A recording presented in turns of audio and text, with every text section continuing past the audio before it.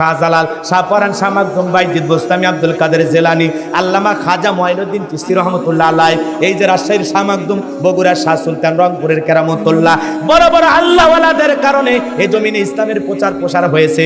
এটা বিশ্বাস রাখতে হবে, আল্লাহর ওলিদের কারণে আমরা ইসলাম পাইছি। কথা বলেন ঠিক কিনা?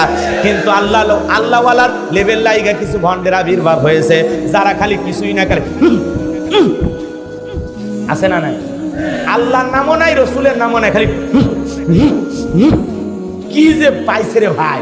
জিকির করে না, হাঁপানি ব্যারাম হয়েছে আল্লাহ। আছে না নাই ভণ্ড? এক পীর সাহেব শীতের দিনে পেশাব করে পানি নেয় না। মুরিদ জিজ্ঞাসা করছে, বাজান পানি নিলেন না? চুপ কর, চুপ কর। নবীর নাতি হোসাইন ফুরাত নদীর পানি না পেয়ে তার পরিবার সহ শাহাদত বরণ করেছে। যেই পানি নবীর নাতির পরিবার পায়নি, সেই পানি আমি এই জায়গায় ঠেকাতে পারবো? আসলে শয়তান শীতের ঠেলায় নেয় না, সেটার কয় না। কথা কোন ঠিক কিনা? এরকম ভণ্ড আছে না নাই? যে পীর পেশাব করে পানি নেয় না, ওর মুরিদ তো বড়টা করেও পানি নেয় না। কথা বলেন ঠিক কিনা? এই জন্য কোনো বিড়ি বাবার দরবারে যাওয়া যাবে না, সাধু বাবার কাছে যাওয়া লাগবে না। যদি আল্লাহর কাছে যদি চা কিছু লাগবে চাই, আমার আল্লাহ আমাদের জন্য যথেষ্ট। কথা বলেন ঠিক কিনা? কি যথেষ্ট? এটা কোনো মাজারে যাওয়া লাগবে না, কোনো বাবার কাছে যাওয়া লাগবে না। মা বোনদেরকে বলি, মা খবর দাও, কোনো মাজারে যাবেন না। কথা বলেন ঠিক কিনা? চাইতে হলে আল্লাহর কাছে চাইবো। জীবনে কি লাগবে? সন্তান লাগবে। ইব্রাহিম আলাইহিস সালাম চেয়েছিলেন কার কাছে? রব্বি হাবলি মিনাস সলিহিন, আল্লাহ একটা সৎ পুত্র দাও, একটা নেককার সন্তান দাও। এই জন্য সন্তান চাইলে আল্লাহর কাছে চাইবো। কথা বলেন ঠিক কিনা?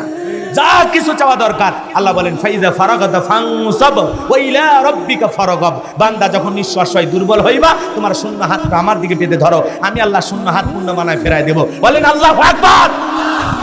এজন্য কিছু চাওয়া লাগলে বাবার কাছে না, আল্লাহর কাছে। গাঁজা খাওয়া পীরের কাছে না, আল্লাহর কাছে। মনে থাকবে তো ইনশাআল্লাহ?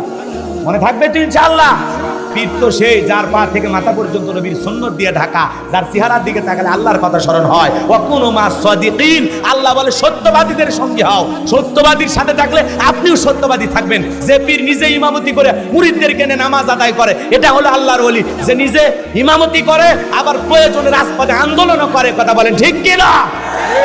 হকের পক্ষে আওয়াজ দেয়, এমন আল্লাহওয়ালার সহবতে আমরা থাকবো তো ইনশাআল্লাহ? কোনো ভণ্ডের কাছে যাবো না তো ইনশাআল্লাহ? মনে থাকবে তো ইনশাআল্লাহ?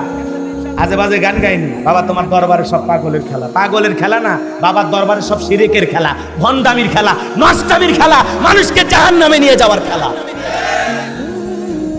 আল্লাহ হেদায়েত দান করুক। জোরে কোন আমিন। কোন ভণ্ডবীরের কাছে ইমানদার যেতে পারে না। কথা বলেন ঠিক কিনা? আর মহিলা তো যাওয়াই যাবে না। যেই দরবারে নারী পুরুষ একত্রে জিকির করে, 100% বুঝবেন এই দরবার ভণ্ড ভণ্ড ভণ্ড। এই মহিলা মানুষকে পুরুষের মধ্যে কথা কন না খায়। আপনার বউ এটি আসেনি, আপনার বউ এখানে আলোচনা শুনতে আসছে, কে কাছে নিয়ে বসলেন না কেন? মহিলা প্যান্ডেল আলাদা রাখছি, কারণ এই জায়গায় পরিবেশ নেই। কথা বলেন ঠিক কিনা? বউ আমার, তারপরে মহিলা প্যান্ডেলে রেখে আসছি, নিজের কাছে নিয়ে বসিনি, কারণ আমরা এই জায়গায় একটা পর্দার ব্যবস্থা করছি। কথা বলেন ঠিক কিনা? ঠিক ওইভাবে আপনি পীরের মুরিদ হবেন, যত বড় আল্লাহর ওলি হোক, খবরদার বউকে কোনোদিন দেখাবেন না। কারণ এখন পীরের আড়ালে কিছু শয়তানও বেরিয়েছে। বলবে বাবা তুই খালি আমার দরবারে আসিস, তোমার বউটারে একদিন দেখাইলে না, পরের সপ্তাহে বউ নিয়ে যা কয়। বোকা তো, সহজ সরল, বোঝে না, মনে করছে মুরব্বী মানুষ, দোয়া করে দেব। এই আশায় বউরে নিয়ে গেছে। আব্বা আপনি দেখতে চাইছিলেন আমার স্ত্রীরে, দেখেন।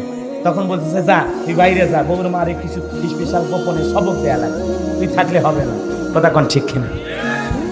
ওই ভণ্ড মেয়ের হয়ে গেছে।